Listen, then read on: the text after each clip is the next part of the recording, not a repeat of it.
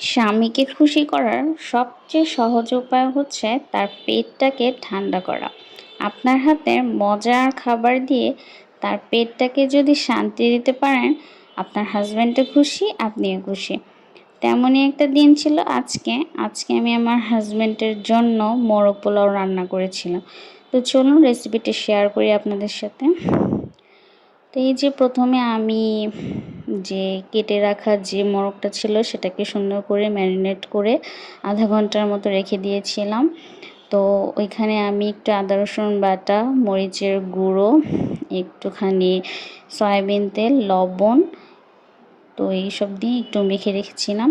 তো মেখে রাখার পর আমি অন্যদিকে একটু বেরেস্তা করে নিয়েছিলাম। তো এই রান্নায় অবশ্যই বেরেস্তার ব্যবহারটা একটু বেশি হবে, তাই চেষ্টা করবেন পেঁয়াজ একটু বেশি নেওয়ার জন্য, কারণ বেরেস্তা রান্নাটার স্বাদ দ্বিগুণ বাড়িয়ে দেয়। তো অন্য চুলায় আমি বেরেস্তাটা করে নেওয়ার পরে এখানে একটা হাঁড়ি বসিয়ে দিয়ে পেঁয়াজ, তারপর কাঁচামরিচ, মশলা যা থাকে এলাচ, দারচিনি, তেজপাতা, তো এই সব কিছু দিয়ে আমি সুন্দর করে এটাকে নাড়াচাড়া দিয়ে একদম ভাজা ভাজা করে নিচ্ছিলাম। যখন পেঁয়াজটা একটু ব্রাউনের মতো হয়ে আসবে, তো এই পর্যায়ে আপনারা যে ম্যারিনেট করা যে মোরগটা ছিল সেই মোরগটাকে আপনারা পাত্রে দিয়ে দিবেন। তো এই রান্নাটা খুবই ইজি। আমরা নর্মালি যেভাবে বিরিয়ানি রান্না করি ঠিক তেমনই সিস্টেমটা। তো আমি এই ফার্স্ট টাইম একটু মোরগ পোলাও ট্রাই করলাম। তো সবসময় তো আসলে পোলাও বিরিয়ানি এগুলো খাওয়া হয়, তো আজকে চিন্তা করেছি হাজব্যান্ডকে একটু ভিন্ন ধরনের কিছু খাওয়াবো, আর আমার নিজেরও একটু টেস্টটা চেঞ্জ করতে ইচ্ছে করছিল, তাই আসলে এটা ট্রাই করেছি। তো আমি একদম খুবই সিম্পল উপায়ে আপনাদেরকে এই রেসিপিটা দেখাচ্ছি। ঘরে যা যা থাকে সেটা দিয়ে আপনারা এই রেসিপিটা খুব সহজে তৈরি করতে পারবেন। তেমন কোনো স্পেশাল মশলা বা কোনো ঝামেলাই নেই, একদম ইজি মশলা দিয়ে আপনারা এটা রেডি করে ফেলতে পারবেন। তো এই যে এখানে আমি মাংসটাকে সুন্দর করে কষানোর পর এখানে আমি টক দইটা দিয়ে দিচ্ছি। আপনারা এখানে টক দইটা ফেটিয়ে নিতে পারবেন। আমার আসলে খুব তাড়াহুড়া ছিল, তাই আমি একদম ডাইরেক্ট ঢেলে দিয়েছি। আর এখানে কিশমিশ এবং বাদাম বাটাটা দিয়েছি। অবশ্যই কিশমিশ এবং বাদাম বাটা দেওয়ার চেষ্টা করবেন, এইটাই রান্নার স্বাদটাকে আরও অনেক গুণ বাড়িয়ে তোলে। আর এখানে আমি সামান্য পরিমাণে টেস্টিং সল্ট দিয়েছি। আপনারা যদি টেস্টিং সল্ট না দিতে চান তাহলে স্কিপ করতে পারেন, কোনো অসুবিধা নেই, কিন্তু টেস্টিং সল্ট যদি সামান্য পরিমাণে একটু দেন তাহলে টেস্টটা একটু ভালো আসবে। তো এখানে আমি বেরেস্তা দিয়ে দিয়েছি, যে বেরেস্তাটা করে রেখেছিলাম সে বেরেস্তা দিয়েছি, আর এখানে একটু দুধ গুলিয়ে আমি দিয়ে দিয়েছি। তো এখানে আপনার লিকুইড দুধ দিতে পারেন অথবা গুঁড়া দুধ, যার হাতের কাছে যেটা থাকবে সেটাই আপনার দিয়ে দিবে। তো এই যে আমি এখানে কিন্তু কোনো পরিমাণ পানি দেইনি, মাংস কষানোর সময় যা পানি উঠেছে এবং দুধের মধ্যেই এই রান্নাটা আমি কমপ্লিট করেছি।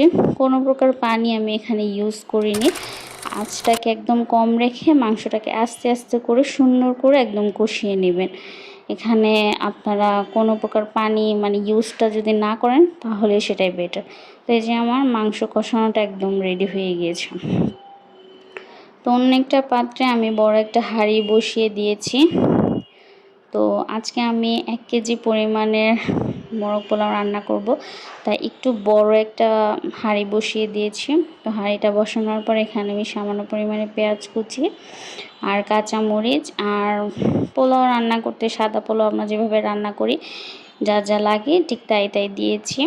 তো পেঁয়াজ, কাঁচামরিচ, আদা রসুন বাটা, একটু দারচিনি, এলাচ, তেজপাতা, এই সব কিছু দিয়ে আমি এখানে রান্না করে নিব। আর এখানে আমি একটু শাহি জিরা দিয়েছি। শাহি জিরাটা যদি আপনাদের বাসায় থাকে তাহলে চেষ্টা করবেন দেওয়ার, তাহলে ফ্লেভারটা খুব ভালো আসে মোরগ পোলাওতে। তো এখানে আমি একটু শাহি জিরা দিয়ে আবার একটু ভালো করে সুন্দর করে পেঁয়াজটাকে ভাজা ভাজা করে নেব। আর আপনারা যদি ঝাল বেশি খেতে চান তাহলে কাঁচামরিচের পরিমাণটা একটু বাড়িয়ে দিবেন।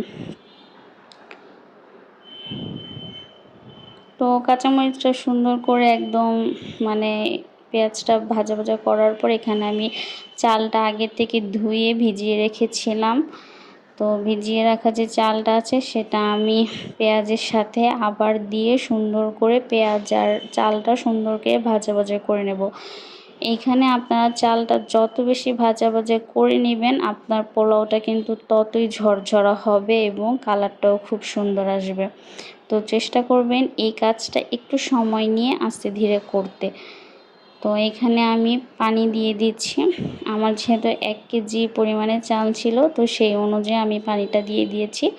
আপনারা আপনাদের চালের পরিমাণ অনুযায়ী পানিটা অ্যাড করে দিবেন। আর চেষ্টা করবেন পরিমাণের তুলনায় হাফ কাপ পানি একটু কম দেওয়ার।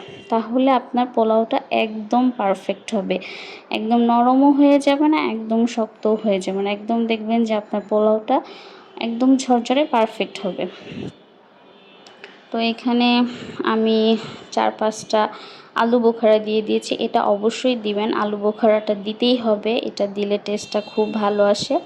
তো এখানে আমি একটু লবণ টেস্ট করে নিয়েছিলাম, আমার কাছে লবণ কম লেগেছে, আমি এখানে লবণটা দিয়ে দিয়েছি আর একটু পানির সাথে টেস্টিং সল্টটা দিয়েছি আর একটু চিনি দিয়ে দিয়েছি। চিনিটা আপনারা দেওয়ার চেষ্টা করবেন, কারণ মোরগ পোলাওটা একটু মিষ্টি মিষ্টি ভাব হলে খেতে কিন্তু খুব মজা লাগে। আর লবণটা এখানে পানিটার মধ্যে লবণটা টেস্ট করে নেবেন। আর এখানে 1 পিস আমি লেবুর রস দিয়েছি। লেবুর রসটা দেওয়ার কারণ হচ্ছে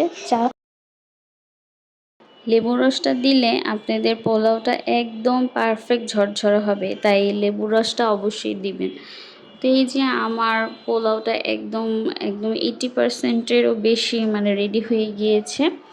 এই যেভাবে একটু নেড়ে চেড়ে সুন্দর করে মিশিয়ে নিচ্ছি আমি। তো দেখেন আমার পোলাওটা কিন্তু অলমোস্ট রেডি হয়ে গিয়েছে, খুবই ঝটপট। তো এখন আমি যে মাংসটা রেডি করে রেখেছিলাম, এই পর্যায়ে আমি মাংসটাকে ওপর থেকে সুন্দর করে দিয়ে দিব। তো এই যে আস্তে আস্তে একটা একটা করে দিয়ে দিবেন, মাংসগুলো যেন ভেঙে না যায় সেদিকে খেয়াল রাখবেন, তাই আস্তে আস্তে করে একটা একটা করে বসিয়ে দিবেন।